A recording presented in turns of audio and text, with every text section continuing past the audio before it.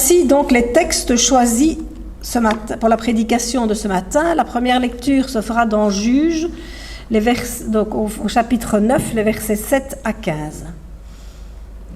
Jotham en fut informé.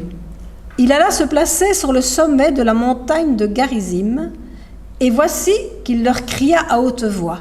« Écoutez-moi, habitants de Sichem, et que Dieu vous écoute !» Les arbres partirent pour aller oindre un roi et le mettre à leur tête.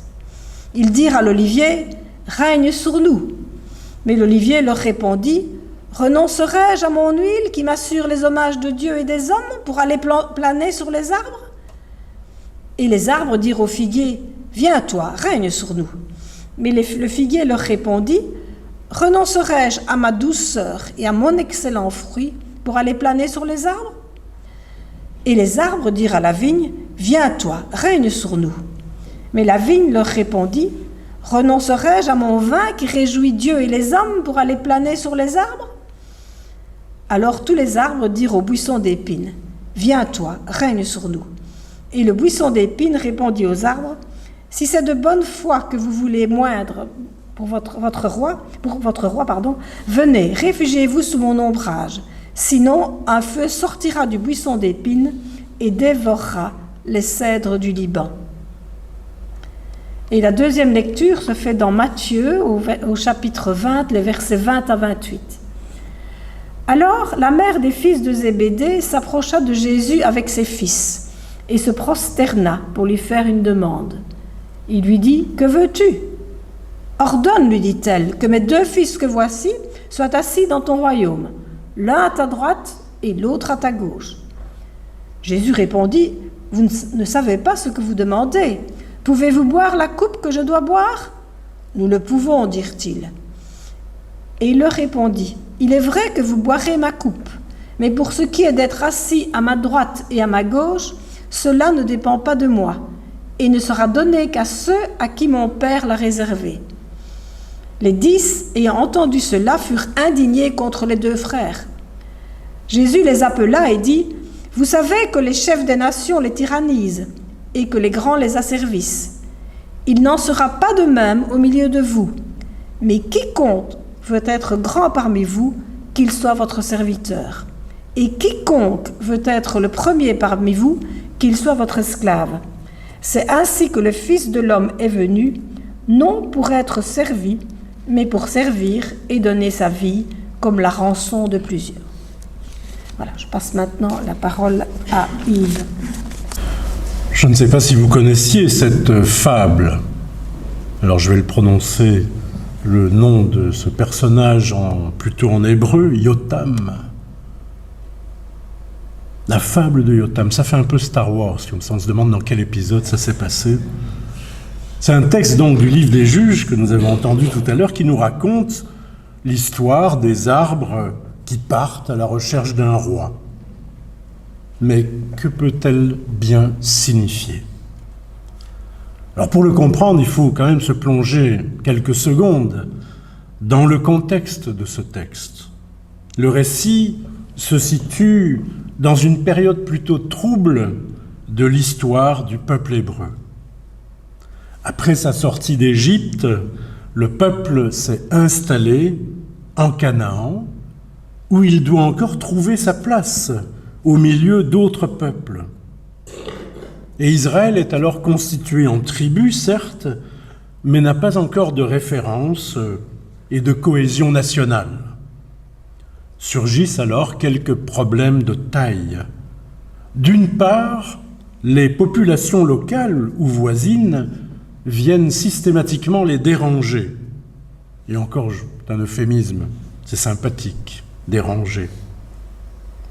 D'autre part, les Hébreux, eux, sont tentés d'abandonner leur foi pour s'attacher à d'autres dieux. Et à cause de cela, d'ailleurs, pour ces deux raisons, des chefs sont désignés à tour de rôle, on les appellera les juges, et ils ont autorité pour diriger le peuple ou pour le délivrer de telle ou telle difficulté. Mais à la longue, ce leadership ne semble plus suffisant et certains pensent qu'ils auraient besoin d'un roi, à l'instar d'ailleurs de toutes les nations voisines.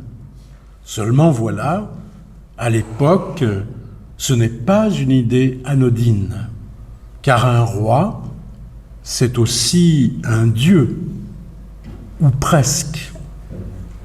En tout cas, il avait bien souvent des attributs divins, et le risque est donc très grand qu'un roi, après avoir été couronné, détourne le peuple de l'Éternel, le seul vrai Dieu, ou devrais-je dire, le seul vrai roi.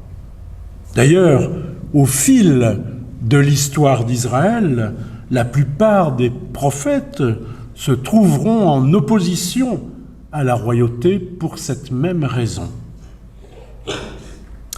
Peu avant cette histoire que nous avons entendue tout à l'heure, Gédéon, alias Yérubbaal, celui qui avait sauvé le peuple de l'incursion des Madianites, meurt. Et le peuple retourne illico presto à ses anciens démons. Le fils d'une des concubines de Gédéon, car à l'époque on pouvait avoir plusieurs femmes, le fils d'une concubine de Gédéon, Abimélec, fait alors campagne, et je suis sympathique en disant cela, pour être roi de la ville de Sichem, probablement non sans influence sur le reste du territoire d'Israël. Mais auparavant, pour y parvenir, que fait-il ? Et ça, la fable ne nous l'a pas raconté. Il assassine 70 de ses frères. 70 de ses frères, des fils légitimes de Gédéon, pour n'avoir aucun concurrent. Et un seul en réchappe, Yotam, celui qui nous raconte cette histoire. C'est lui qui raconte alors aux anciens de Sichem cette fable des arbres avant de s'enfuir à toutes jambes, loin de son cruel et dangereux frère. Et que veut-il dire avec cette fable clamée du haut du mont Garizim, car il avait mis quand même une petite distance, voyez-vous, entre la ville qui est en contrebas et le lieu où il clame cette histoire. Les 3 premiers arbres cités revêtent dans la mentalité hébraïque une importance symbolique, tout comme le renard, voyez-vous, évoque la ruse dans notre culture. Dans la Bible, l'olivier, le figuier et la vigne pourraient être reliés à 3 réalités spirituelles majeures. L'olivier et son huile évoquent les multiples dons de Dieu pour nous, et en particulier sa bénédiction, je devrais même dire sa protection. Le figuier et ses fruits charnus et doux évoquent dans le judaïsme l'étude assidue et bienheureuse de la Torah et des commandements de Dieu. La vigne et son vin évoquent, comme pour nous, francophones en tout cas, les bons fruits produits par le peuple de Dieu, c'est-à-dire l'amitié, l'amour de Dieu, la fidélité, le bien vivre ensemble. Alors voyez-vous, la première démarche des arbres pourrait donc être tout à fait sympathique. Il propose à ces fameux 3 arbres, à ces fameuses dimensions spirituelles, de régner sur eux. Évidemment, il faut que règne sur la société l'olivier de la bénédiction, ou le figuier de l'abondance, ou la vigne des fruits de l'amour de Dieu et des autres. Et pourtant, ces 3 arbres déclinent la proposition. On ne nous dit pas vraiment pourquoi. Et le pouvoir revient alors au buisson d'épines qui ne porte jamais de fruits, qui blesse et qui peut mettre le feu à une forêt, dit le texte. Alors si Yotam vise probablement avant tout ici a critiqué sans ambages le choix des notables de Sichem, qui avaient choisi comme roi Abimélec, buisson d'épines qui finira effectivement par provoquer leur ruine. La fable n'est pas sans m'inspirer quelques méditations pour aujourd'hui. Voyez-vous, dans le domaine de la société humaine, il est toujours très tentant de vouloir que la religion, ou l'Église avec un grand E, gouverne les affaires du monde. Et chaque fois que cela s'est produit, les sociétés ont été conduites à la catastrophe.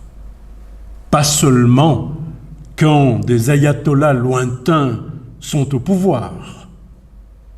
Le rôle de la religion ou de la spiritualité n'est pas de prendre le pouvoir, ni de manipuler le monde par l'agitation politique ou sociale violente. Le rôle de la foi est d'apporter au monde la bénédiction, la joie, la paix, la douceur et tout autre fruit de vie que seule une vie spirituelle en Dieu peut apporter. Et c'est ce que Jésus a choisi de vivre, en disant par exemple « Rendez à César ce qui est à César et à Dieu ce qui est à Dieu ». C'est ce que Jésus a choisi de vivre le jour des rameaux, quand il a refusé d'être élevé comme roi par la foule de Jérusalem. Et c'est précisément cela qui a déçu d'ailleurs quelques-uns de ses amis qui pensaient que le Messie devait s'engager comme militant politique ou chef militaire pour libérer Israël. Or voilà que le Christ vient seulement en parlant d'amour, de conversion du cœur, de bonheur, de pardon et de fidélité de Dieu. Jésus ajoute dans le texte de Matthieu que nous avons lu tout à l'heure qu'entre croyants, nous n'avons pas à entretenir de relations de pouvoir comme on le fait dans la société civile. Il ne doit y avoir, ni gagnant, ni perdant, mais des serviteurs. Ainsi comme l'olivier, le figuier et la vigne de la fable, Jésus-Christ a refusé le pouvoir que certains lui proposaient. Sa mission d'amour lui imposait une autre destinée. Tout ceci, soyons sérieux, ne veut pas dire que le pouvoir, les règles et les lois ne doivent pas exister. Dans sa fable, Yotam ne remet pas en cause l'existence du pouvoir. Il faut bien que le monde soit gouverné.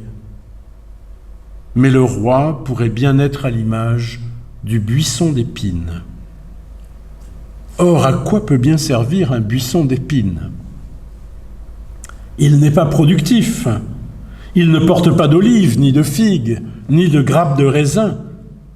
Le pouvoir ne peut pas nous nourrir véritablement. Par contre, la soif du pouvoir existe. Mais c'est une soif qui ne désaltère jamais, qui en demande toujours plus. Le pouvoir en lui-même ne procure ni bonheur, ni vie. Cependant, le buisson d'épines peut remplir un rôle bien spécifique et indispensable, celui de la protection. Sans lui, il ne peut y avoir de vie possible.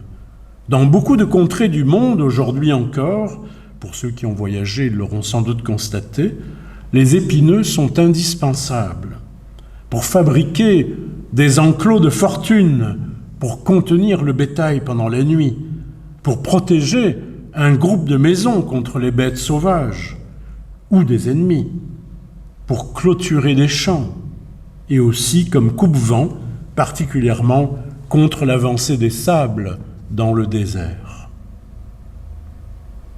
Oui, nous avons besoin d'une organisation, d'un pouvoir, de règles, de lois qui garantissent quoi? la possibilité de vivre, qui donne un cadre pour la vie. Vous voyez, sans feu rouge, par exemple, sans parlement, sans loi commune, toute société s'effondrerait dans l'anarchie, le chaos et la violence des uns contre les autres. Tout le monde ferait sa loi, la loi. On pourrait donc dire qu'il faut bien des buissons qui nous protègent, mais encore faut-il vivre et que ce que nous vivions puisse avoir du sens. Encore faut-il que les autres arbres ainsi protégés puissent avoir les moyens de produire leurs fruits.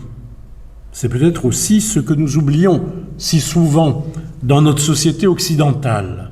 Nous passons tellement de temps à vouloir tout cadrer, tout organiser, tout baliser, que nous oublions de travailler à l'essentiel, prendre le temps pour faire grandir nos fruits intérieurs.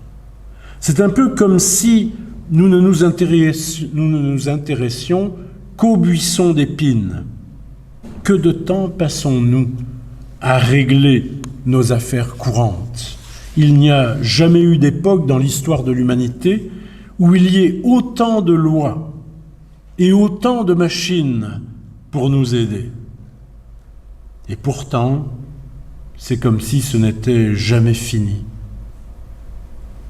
Bien sûr, il est important de prendre soin de son buisson d'épines, mais il n'existe que pour permettre la vraie vie, la vie à l'intérieur du périmètre qu'il protège. Et ce n'est pas pour lui que nous devons vivre, mais c'est pour soigner nos arbres, pour qu'ils portent de bons fruits. Si nous ne soignons que notre buisson d'épines, il finira par tout envahir et par étouffer ce qu'il était censé protéger. Telle sera d'ailleurs la destinée d'Abimélec. Cette fable de Yotam me fait réfléchir à ce qui est vraiment important. Ma vie, le sens de cette vie, ses fruits, notre avenir commun en Église ou en société. Que voulons-nous mettre au centre de nos vies?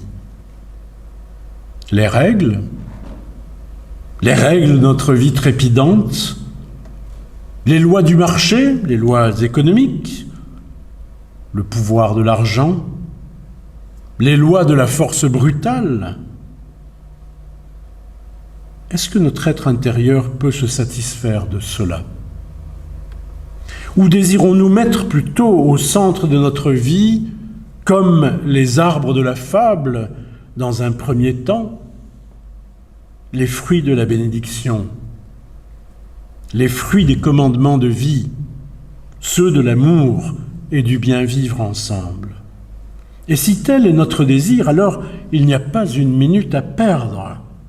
Profitons de chaque instant pour les soigner, je dirais presque pour perdre notre temps à faire ce que nous ne faisons pas d'habitude, prendre du temps pour l'essentiel. Apprenons à porter du fruit comme les 3 arbres symboliques de la fable.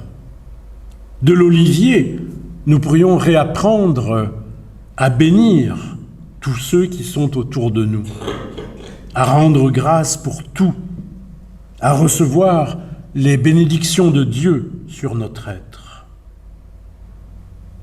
Du figuier, nous pourrions réapprendre à chercher l'intimité avec Dieu au travers de sa parole, lire et connaître la Bible pour y découvrir peu à peu une parole qui nous rend à la vraie vie.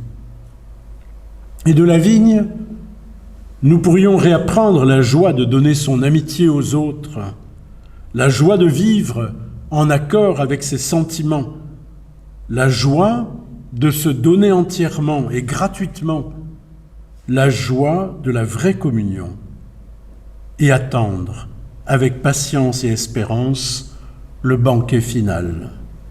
Toute fable, toute fable contient une morale. Quelle est celle de Yotam ? Il faut agir avec prudence lorsqu'on choisit, lorsqu'on oint, lorsqu'on élit celui qui sera censé nous protéger. C'est cela qu'il dit aux anciens de Sichem. Vous avez fait une erreur en choisissant mon demi-frère. Et vous allez le payer très cher. En creux de cette histoire de Yotam, on peut également y voir un appel à la reconnaissance pour ceux qui nous protègent réellement. Et le texte invite aussi à l'examen de conscience face à nos propres choix. Des choix perpétuellement à refaire d'ailleurs dans l'histoire, et ceci afin de déterminer si nous avons été justes et innocents, comme le dit Yotam au Sichémite, dans les choix que nous faisons. La fable est finalement une condamnation du pouvoir qui se fonde sur la seule force brutale, perverse, sanguinaire. Tout cela sous peine de chaos et de violence. Car être bien dirigé ou exercer la direction doit toujours viser un bonheur partagé, un bonheur équitable. Alors pour nous, disciples de Jésus, c'est vrai que c'est en lui seul que nous reconnaissons le roi véritable, c'est-à-dire celui qui se soucie de chaque sujet, celui qui protège véritablement, le roi serviteur, insignifiant, couronné d'épines, qui paye l'exercice de son pouvoir de sa propre vie. Et en cela, il vise l'essentiel pour répondre à la vocation que Dieu nous adresse tous, vivre intensément cette vie en lui, dès à présent et pour l'éternité. Mais j'aimerais terminer maintenant cette méditation par une autre histoire de pouvoir royal. Je le tire du catéchisme protestant d'Antoine Nuis, qui est à l'honneur ce matin. Il raconte ceci. 2 tribus voisines décident un jour de livrer bataille. Avant d'engager le combat, les 2 princes invoquent le même Dieu pour qu'il leur donne la victoire. J'ouvre ici une petite parenthèse. Dans l'histoire de l'Europe, c'est quand même quelque chose de très courant, ça. Adorer le même Dieu et se faire la guerre, on a connu. Dieu leur répond, « Que désirez-vous que je vous donne ? La force divine pour gagner la bataille ou la grâce divine pour vivre en ma présence ?» Le premier prince choisit la force et le second, la présence de Dieu. La bataille est remportée par celui qui a choisi la force et désormais son royaume s'étend sur les 2 tribus. Mais ce nouveau pouvoir est traversé par des luttes de clans et les jalousies. Quelques décennies plus tard, il s'effondre sur lui-même. Quant à la seconde tribu, elle a été soumise par son voisin.